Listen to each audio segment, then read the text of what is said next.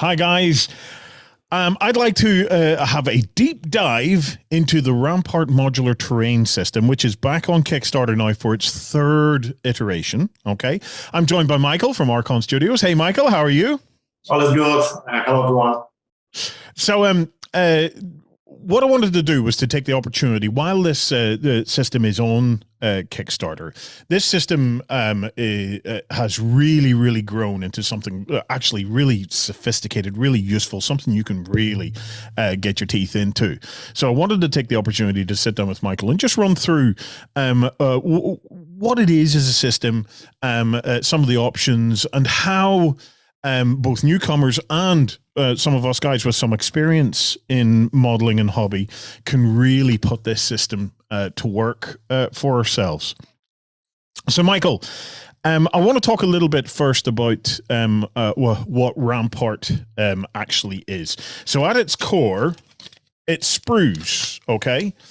Now, the sprues are hard plastic, so HIPs, which means that they'll work. They work perfectly with the likes of plastic, cement, and stuff like that. So you're kind of your little Revel glues and things like that just work beautifully on this stuff, and it gives you a really strong bond. From the perspective of actually working with the plastics, now I've spent a long time working with these now. It's really easy, and the results are really strong actually as well. The third iteration, each time this has come to Kickstarter, you guys have had a crack at another kind of engineering challenge and expanding the system further and solving kind of opportunities for us as modelers to be able to use the system in new and interesting ways. So a little bit further on the video, we'll look at the very specific engineering challenges they took on this time. I've been really loving it. I've had a chance to play with it, and I'll get to show you guys some of the stuff that I've been able to do with it. So first things first, if you've never seen Rampart, you get the sprue, and then you can basically clip out like walls and columns and now floors and the likes. What happens is this is a wall segment, and you can see here where basically the other side of the column on that wall, you pop it in there, and then there's a little lug that allows you to basically clip these wall segments together. Now, you can either do that using the little plastic plugs that already come in the kit, but it's also been designed to work with, is it like 5x3 magnets, Michael? Yes. Yeah. So, this is it. Wall segments basically being plugged together horizontally, but also, and this is something that I loved about the kit, they can also go vertically. And that in itself basically opened it up like a giant Lego kit to be able to work with. So, Michael, it's in its third iteration now on Kickstarter, but I imagine that the people who jump in on the Kickstarter this time around can avail of the products and things like that were unlocked in previous Kickstarters. Is that correct? Yes, everything what was created in the previous editions of Rampart are fully available also during this campaign. Okay, so if we can take a quick look just at the two previous campaigns, just very quickly, so people can get a gist of the sheer volume of options that have opened up to them on this. So Rampart first started in December 2021. Okay, I think this is the first. Yes, this is the first Kickstarter here, and this one introduced us. Sorry, it was a couple of years ago. Yeah, this one introduced us to the Gothic set and the Aztec set, and this is up, obviously, like Kickstarters are all still up. As soon as I saw this, Michael, I was blown away at the time. I remember looking at this stuff and going, wow, this is just it's just opening up just so many opportunities. And it was I thought the design of it was the actual design of the architectural motifs and things like that were exquisite at the time. And one of the things that I liked about it very much was it wasn't too sci-fi, and it wasn't too fancy. It kind of sat that it lent itself to all sorts of different gaming opportunities. This Gothic kit is obviously the one I've spent most time with over the years, but it opened itself up. Like, I use parts of the Gothic kit now for role-playing games. You know, it's the likes of Rangers of Shadow Deep, where I love the little kind of tabletop skirmishy kind of role-playing games, and you're off exploring through some Gothic ruins and the likes. As well as that, can you tell us a little bit about the Aztec and the inspiration of that side? We call it Kazumi Temple, but Aztec is basically the nutshell of the design of this temple. We also call it Tribal now on our current Kickstarter campaign. It's straightforward from South America, or maybe, to be more precise, how we see South America in movies, comic books, and games. That's why all of the symbols that are on the walls, all the details, and extra customization bits, it's more like how we imagine this place in the games rather than in 100% historically accurate vision of it. But yeah, it's super. It's perfect thing if you got some jungle handy or even forest. Yeah, and any of you guys out there with lizard men armies, man. Yes. Yeah, I'm looking at you guys. I tell you what, Michael, the other thing it could be great for is, even in the likes of the Star Wars universe, you can totally see ruins like this, being occupied by rebel bases and the like. So, it's the fact that this has grown into so many different opportunities now for modeling. One of the other things that really blew me away in that first campaign, if I bring it up, was how you guys then went on in the campaign itself to tackle some additional pieces to really break up the squareness. Obviously, doing anything in a modular kit can sometimes end up being very square. Okay, you end up with a very cubic kind of thought process. But Rampart did its best basically to overcome that. So we had things like the apps there, and the flying buttresses. Oh man, I absolutely loved the flying buttresses. Because it just really brought the Gothic architecture of it to life, and then the likes of the branches and stuff on top.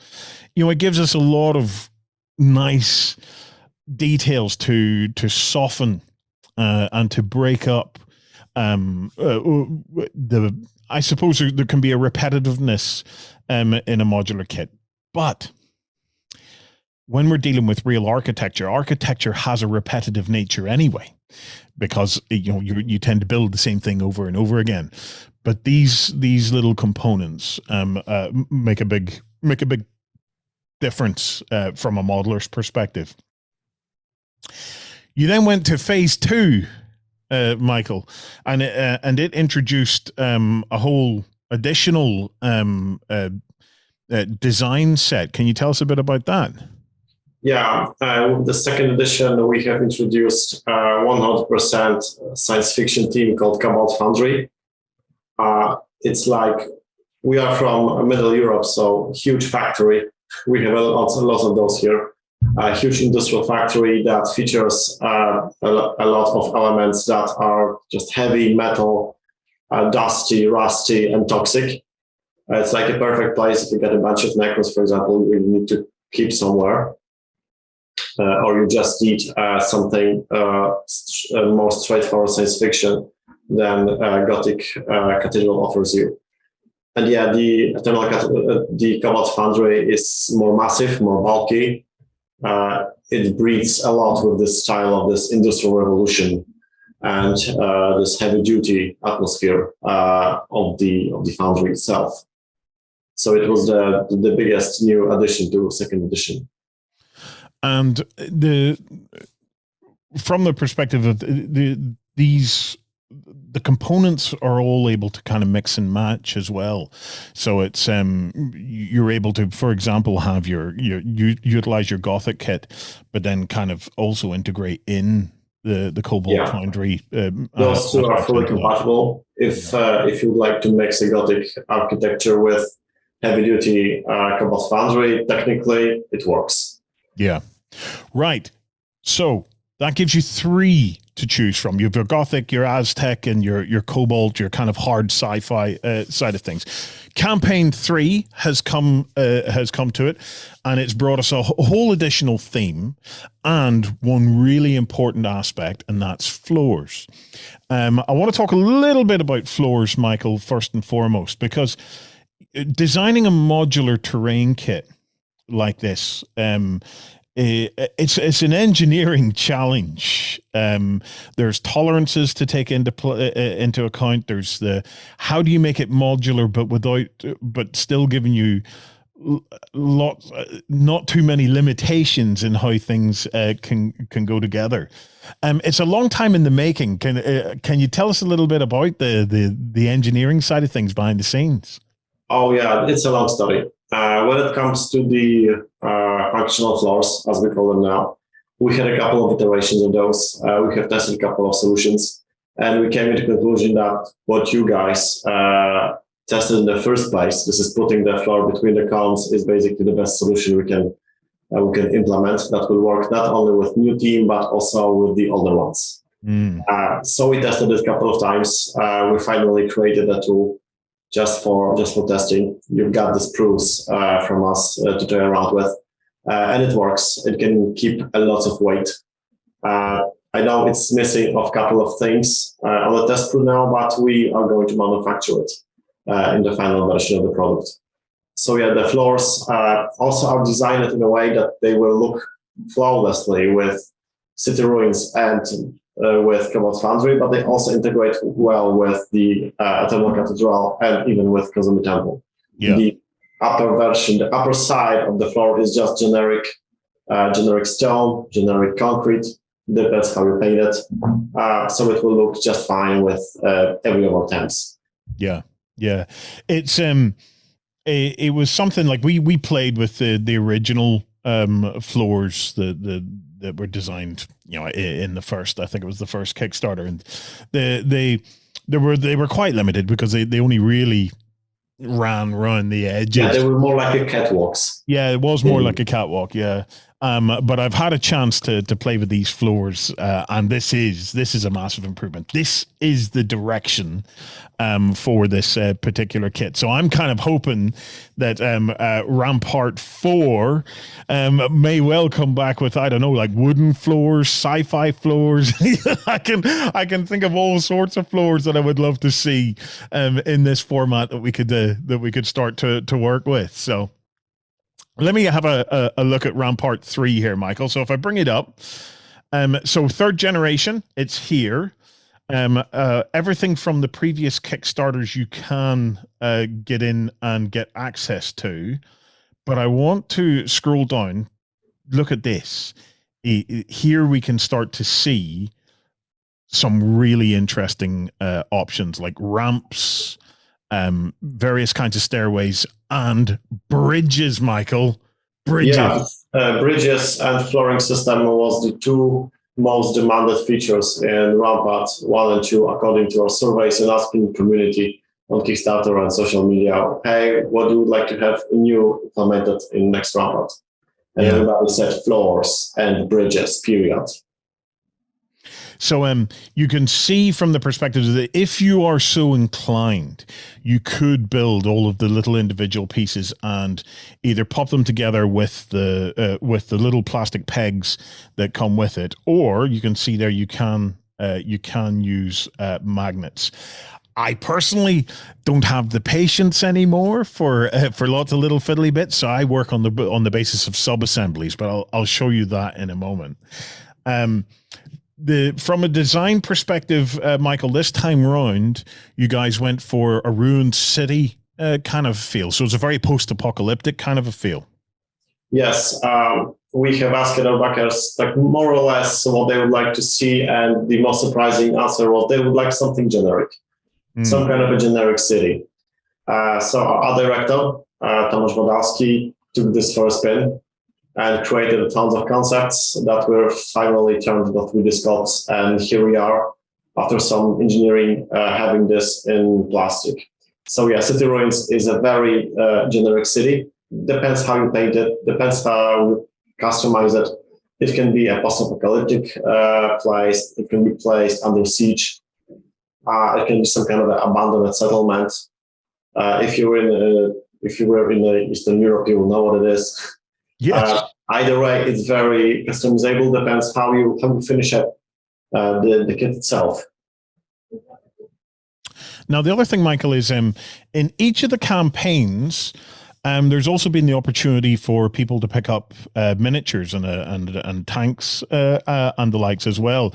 It's something that maybe for a lot of us that are just really terrain focused, it kind of skips us by. But for other folk, it might be a big bonus for them. Can you tell us a little bit about the miniatures and the vehicles and things like that are also available within the Kickstarters? Yeah, when it comes to the miniatures, that's the full glory of HIPs. All of the miniatures are coming in HIPs, and they are available with each of the pledge or with separate purchase if you want to. The miniatures we try to keep the consistent theme of those miniatures that will fit the City Ruins quote-unquote story. So those guys are in the heavy trench coats. They are very heavily equipped. They fit the story of the ruined city very well. Yeah. Also, we are including not only miniatures, but if you are into tanks, we've got a tank with accessible interior as an add-on. And also we have a super stretch goal for 800 quadrupedal, I don't know if I spelled correctly, walker machine.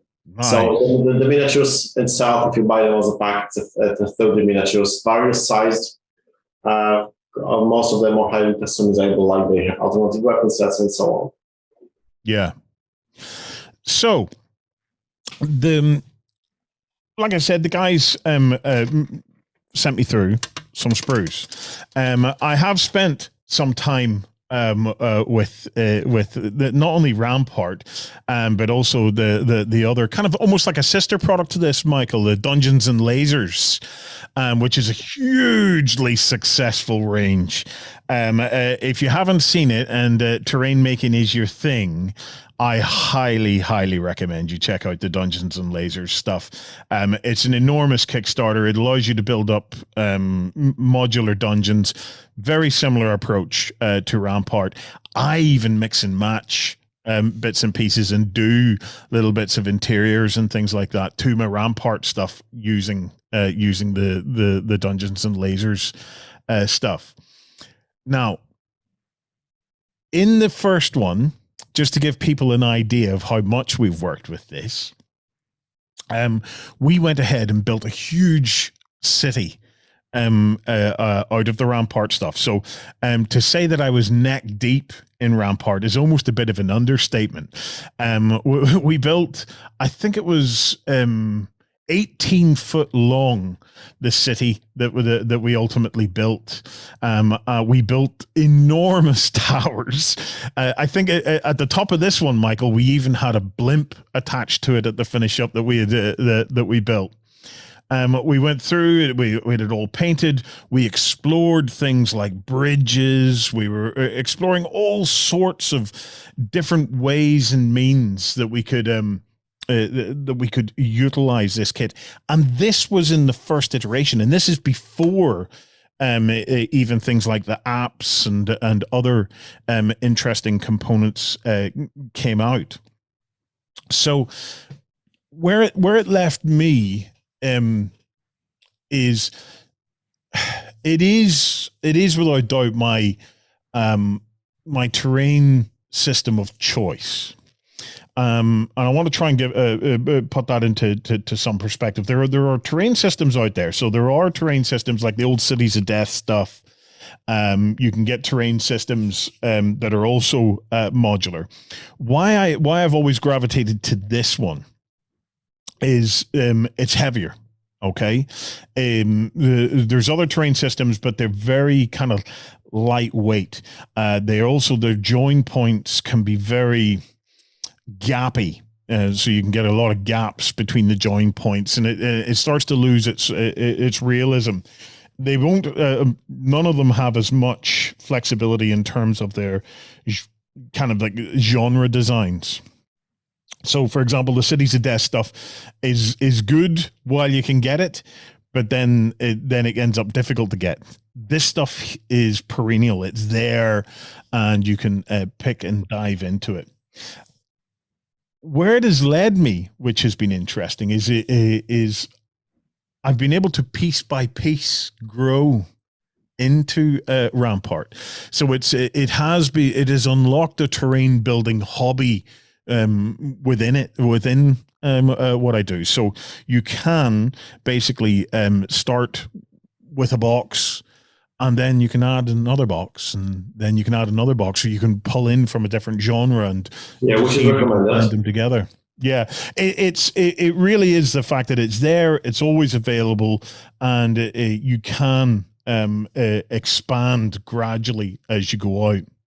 If you're interested in learning a bit about that big build, by the way, that we did over on Tabletop, we actually have the link will come up on screen, but we actually have the entire collection of all of the vlogs from the start to finish of that build sitting there where you can view it all and see just how much fun basically it was just an enormous amount of fun.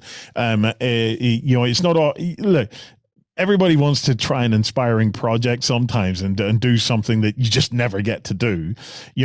Typically terrain pieces of that size are not seen outside of the likes of Warhammer World. So it was a hell of a thing to get an opportunity to have a crack at putting it together and seeing how it worked. But for this time, I wanted to go the different route. I wanted to see, with the new kit, what can we do with a small amount? How far can we make a small amount of it go? So I took 6 of these sprues and 3 of these sprues. And I sat, Michael, and I had a number of cups of coffee while I sat, and I thought, and I was thinking, where can I do with this? Because that's the key to this. It gives you so many different opportunities. There's so many directions that you can go with this stuff. But what I settled in on was an idea that I wanted to try, and a lot of you gamers out there might find this interesting. So if you're into your Star Wars, your Stargrave, your 40K, your Infinity, okay, you might be interested in this. There's a concept in Infinity. Carlos Bostria, the famous Bostria from Infinity, explained it to me many years ago, and it has since become a bit of a thing.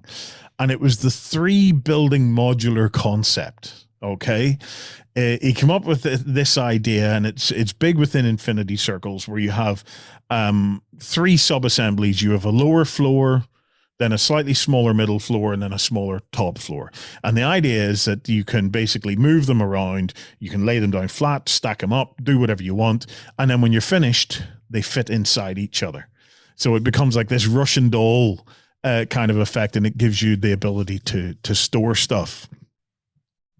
So while sitting looking at this, I thought to myself, nah, there's no way I could recreate that with just 6 of these and 3 floors.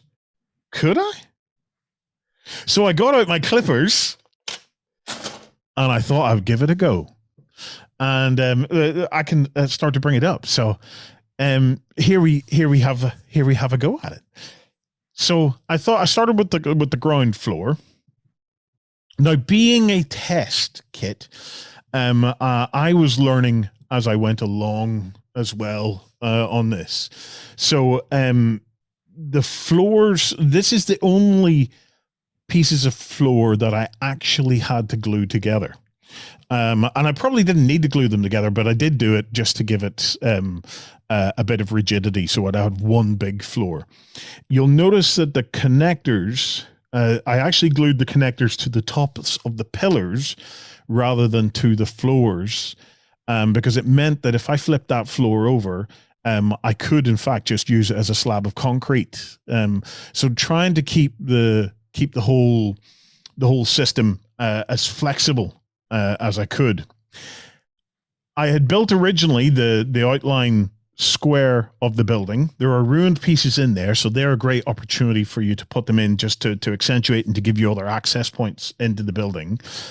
And then that little that one room or door piece inside the building, I have in fact since kept that modular, that can just plug in and out should I want to put it there. Then moved on to this. You can see the floor on top. The floors have worked really well, Michael, I've got to say. They are exceptionally sturdy, really sturdy, and I love the effect of them. And I think with paint and stuff on them, they'll look amazing. They really will. I then went to the second building. I didn't even need to glue a floor together for it because, lucky enough for us, the actual sprue had one exactly the right size for that middle building. So I rattled through the middle building, then went on to the small building, and I actually, out of just the 6 of the sprues, 3 of the floors, I was able to get not only the 3 buildings, but a bunch of additional bits that I was able to create, like mini walkways and canopies and stuff from. So you can see how you could take the buildings and just stack them infinity style, or you can start to lay them out and spread them around the tabletop a bit. And this is the sub-assembly approach that I particularly like about this system, because at the end, whenever you're finished, each of those buildings fits inside the big building.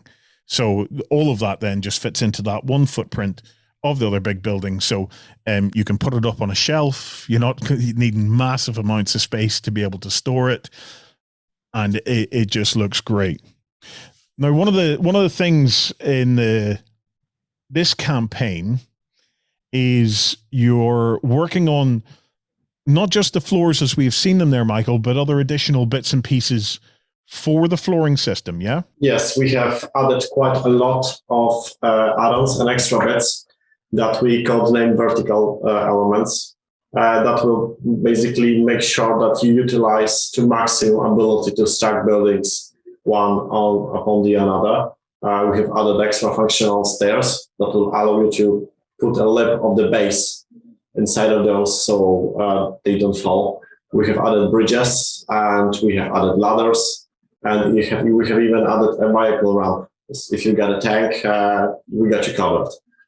So if you want to play on just one huge building that goes up, everything is in place to make it work. Well, it does work.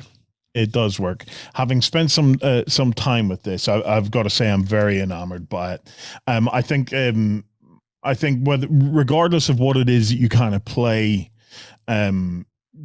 this system is fun. It's just fun to work with. And with each iteration, it has improved. The guys aren't afraid to tackle issues. You know, you haven't been afraid to go back and redesign aspects of it that haven't been 100% first time round, such as floors. So it's a real joy to see the likes of that and bridges and other aspects come to it. So, if you're interested, it's live on Kickstarter at the moment.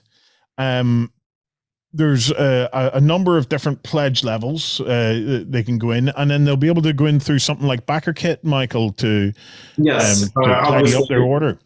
Yeah, after the campaign, we are launching elite pledges and then pledge manager, so you can get even more items later on. And after the campaign, you will be able to get the Rampart along with the strategos as well. And the stuff from the previous campaigns, Michael, is it available in retail, or can they buy that stuff from your own stores? At the moment, only we have at the Cathedral released quite a while ago. But all of the extra themes, or rest of the themes and elements are available only through our Pledge Manager and Kickstarter. Mm-hmm. Okay. Well, guys, we plan to release. Go ahead. Yeah, we plan to release everything in retail maybe in a year and a half from now. But we recommend Kickstarter because it gives you a crazy value compared to what you get from the stores. Yeah, I think the value on this one is something like 40-something% off. Yes. It's a great way. It's a great way to get a big chunk of terrain and build it out. Yeah, we manufacture everything here in this building in Poland, which I'm here. So those are the benefits of having things manufactured on site. Yeah, not offshore. So nice, easy, safe. When are you thinking of turning this particular one around? When would people be able to expect delivery, Michael? January 2023 for regular packages. But if you are willing to spend a few extra euros, you can purchase a rapid delivery option, which allows you to get the previous released items delivered way ahead of its schedule. Nice. So, yeah, we plan to 6 months before the entire project will be delivered. You can get the older sets. So you can get stuck in and get started with it while you're waiting for the new stuff to be tooled up and pushed through. Right. If you have any questions, guys, post them in the comments below. I'll be coming back again about this modular approach. I want to explore some other bits and pieces of options with that, because I was very enamored with that, and I particularly like the fact that I was able to stack everything inside each other to store it away. So yeah, we will be returning to that. Michael, look, good luck to you guys with the Kickstarter. We can't wait to see how it turns out. And yes, if terrain is your thing, this is well worth going and checking out. Thanks for watching, guys. Go ahead and check out our other content on screen now. And while you're at it, why not hit subscribe and remember to ding our dong. Go on, you know you want to click it. Go on.